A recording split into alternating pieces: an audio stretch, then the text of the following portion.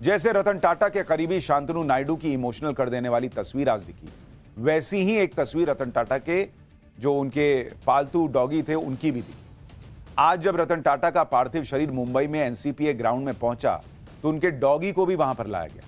रतन टाटा से इस डॉगी का लगाव इन तस्वीरों को देखकर समझा जा सकता है। डॉगी काफी देर तक रतन टाटा के पार्थिव शरीर के पास खड़ा रहा और वहां से हटने के लिए तैयार नहीं हुआ। इस डॉगी का नाम गोवा है और उसे यह नाम खुद रतन टाटा ने दिया था। गोवा के केयरटेकर ने बताया कि करीब 11 साल पहले टाटा ग्रुप के कुछ कर्मचारियों को गोवा ट्रिप के दौरान यह स्ट्रीट डॉग सड़क पर पड़ा हुआ मिला था और वो उसे मुंबई ले आए। गोवा से लाए जाने की वजह से रतन टाटा ने इसका नाम गोवा रख दिया। तब से डॉगी रतन टाटा के आवास बॉम्बे हाउस में ही रहता था और इसके साथ रतन टाटा का भी खास लगाव था। अब आप इस तस्वीर को देखिए जिसमें रतन टाटा गोवा के साथ नजर आ रहे हैं। गोवा के केयरटेकर से सुनिए वो कैसे रतन टाटा की फैमिली का मेंबर बन गया था। और ये कुत्ता कम से कम 10-12 साल से हमारे पास है। गोवा से लेके आया था हम लोग, पिकनिक गया था तभी। इनसे बहुत लगा है और कुछ नहीं। क्या नाम है आपका? गोवा। क्यों इसका नाम गोवा क्यों रखा? गोवा से आया, इसके लिए गोवा नाम। रतन टाटा को कुत्तों से इतना लगाव था कि इसके किस्से सुनेंगे तो आप हैरान रह जाएंगे। इसके बारे में आपको आगे बताऊंगा, लेकिन पहले शांतनु नायडू से रतन टाटा की दोस्ती के बारे में आपको बताता हूं, क्योंकि रतन टाटा के जीवन के अंतिम कुछ सालों में शांतनु नायडू ही हर कदम पर रतन टाटा को संभालते थे। शांतनु नायडू ने अपने करियर की शुरुआत टाटा ग्रुप के साथ की थी। टाटा ग्रुप में काम करते हुए शांतनु नायडू कुत्तों की देखभाल भी किया करते थे। कुत्तों की सुरक्षा के लिए शांतनु ने मोटोपॉज नाम का प्रोजेक्ट शुरू किया। इसमें शांतनु नायडू ने सड़क हादसों से कुत्तों को बचाने के लिए स्पेशल कॉलर बनाने की प्लानिंग कर रहे थे। इस प्रोजेक्ट के लिए शांतनु ने रतन टाटा को पत्र लिखकर प्रपोजल भेजा। इस प्रपोजल से रतन टाटा प्रभावित हुए और शांतनु को मुलाकात के लिए घर बुला लिया।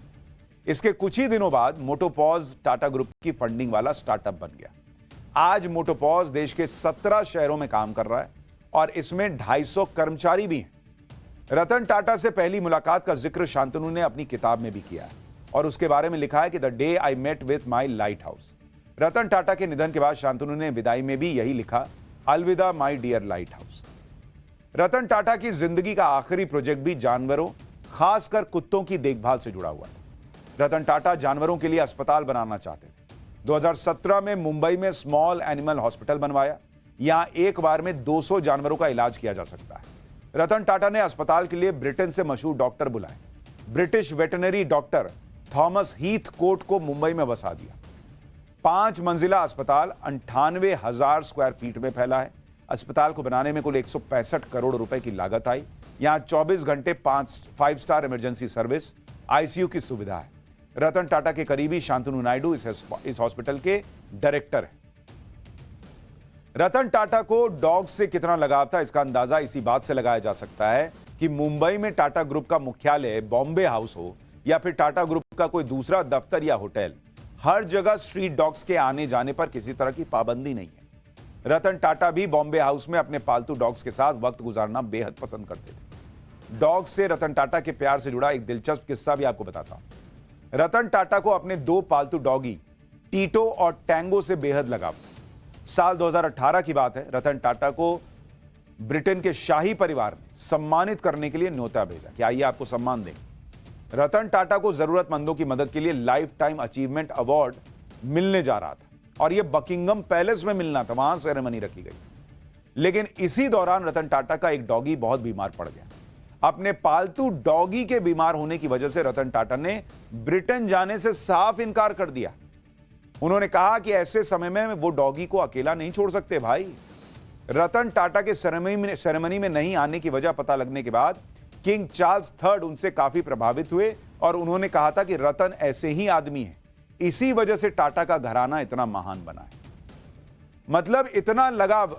ऐसा नहीं कि भाई डॉगी हैं, चलो अब ब्रिटेन के राजशाही परिवार से न्योता मिला है, वो अवार्ड दे रहे हैं, पैलेस में अवार्ड मिलेगा, नहीं। उनकी प्रायोरिटीज क्लियर थी कि जिस डॉगी के साथ रह रहा हूं वो बीमार है तो उसको देखना जरूरी है, अवार्ड तो मिलता रहेगा। रतन टाटा की जो बातें सबसे अलग थी या जो उन्हें अलग करती थी, वो बातें हैं उनकी सरलता, उनकी सादगी, उनकी विनम्रता और उनके अंदर की करुणा, मानवता या रिश्तों को निभाना। भाई डॉगी से भी रिश्ता निभाना, आज की डेट में लोग भाई भाई से रिश्ता नहीं निभा रहे। माँ बाप को ओल्ड एज होम में भेज देते हैं, और एक व्यक्ति ब्रिटेन के शाही परिवार का जो है न्योता ठुकरा देता है अपने डॉगी के लिए। तो रिश्ता ही तो है, ये रिश्ता निभाना भी तो सीखना चाहिए। रतन टाटा की खासियत ही यही थी कि वो तड़क भड़क से दूर रहते थे, दिखावे से उन्हें बहुत चिढ़ थी। उनके पास सेक्रेटरीज की फौज नहीं होती थी। जब तक उम्र साथ दे रही थी वो अपना बैग, अपनी फाइल्स खुद उठाते थे। वो चुपचाप अपना काम करते थे, किसी को ये लगने भी नहीं देते थे कि वो इतने बड़े आदमी। उन्हें ना घूमने का शौक, ना भाषण देने का शौक था, ना दिखावे का शौक था। उन्हें एकांत में रहना पसंद था। मुंबई में जब भी वो होते थे तो वीकेंड पर अपने फार्म हाउस में एकांत में रहते थे। वहां सिवाय उनके कुत्तों के कोई और नहीं होता था। रतन टाटा की सादगी के किस्से मशहूर हैं।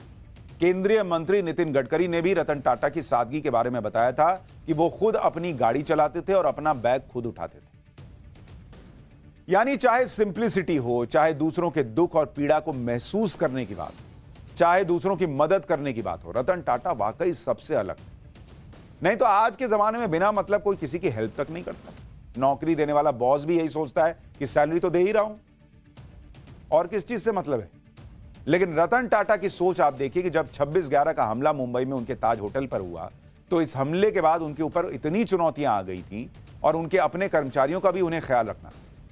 ताज होटल में हुए आतंकी हमले के बाद रतन टाटा की जिम्मेदारियां दोगुनी हो गई। आतंकी हमले की वजह से टाटा ग्रुप के हॉस्पिटैलिटी बिजनेस समेत दूसरे कारोबार की हालत खराब हो गई थी। लेकिन उन्होंने ताज होटल को फिर से खोलने और आतंकी हमले में मारे गए या घायल हुए लोगों के परिवारों की देखभाल का संकल्प लिया। 21 महीने के अंदर उन्होंने करीब 84 करोड़ रुपए खर्च करके ताज होटल को दोबारा खोल के दिखा दिया। रतन टाटा ने आतंकी हमलों से प्रभावित टाटा समूह के 80 कर्मचारियों के परिवार वालों से उनके घर जाकर बाकायदा मुलाकात की और हमले में मारे गए कर्मचारियों की पूरे जीवन की सैलरी उनके रिश्तेदारों को दी, पूरे जीवन की सैलरी। इसके अलावा रतन टाटा ने आतंकी हमले में मारे गए कर्मचारियों के बच्चों की शिक्षा की पूरी जिम्मेदारी भी उठाई। आतंकी हमले के 1 महीने के अंदर टाटा ग्रुप ने इस तरह की ट्रेजेडी के बाद लोगों की मदद के लिए ताज पब्लिक सर्विस वेलफेयर ट्रस्ट बना दिया। रतन टाटा ने आतंकी हमले के दौरान ताज होटल में मारे गए कर्मचारियों और मेहमानों की याद में ताज होटल के परिसर में एक मेमोरियल भी बनाया। ये थे रतन टाटा।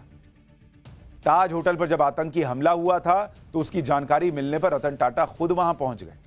3 दिन तक होटल के बाहर डटे रहे और लगातार अपडेट लेते रहे। एक इंटरव्यू में रतन टाटा ने बताया था कि उन्हें किसी ने फोन करके होटल के अंदर गोलीबारी होने की जानकारी दी थी, जिसके बाद उन्होंने होटल के स्टाफ को फोन किया, लेकिन किसी ने कॉल रिसीव नहीं की। इसके बाद उन्होंने कार निकाली और अपनी जान की परवाह किए बिना ताज होटल के लिए निकल पड़े। उन्होंने होटल के अंदर जाने की कोशिश भी की, लेकिन गोलीबारी की वजह से उन्हें बाहर ही रोक दिया गया। उन्होंने सरकार से कहा कि एक भी आतंकी जिंदा नहीं बचना चाहिए और जरूरत पड़े तो पूरी प्रॉपर्टी को ही बम से उड़ा दो। आप सोच रहे हैं इतना बड़ा होटल और रतन टाटा कह रहे हैं कि उड़ाना है तो उड़ा दो, लेकिन आतंकियों को खत्म करो। ये थे रतन टाटा। देश से ऊपर कुछ नहीं, ये थी उनकी सोच।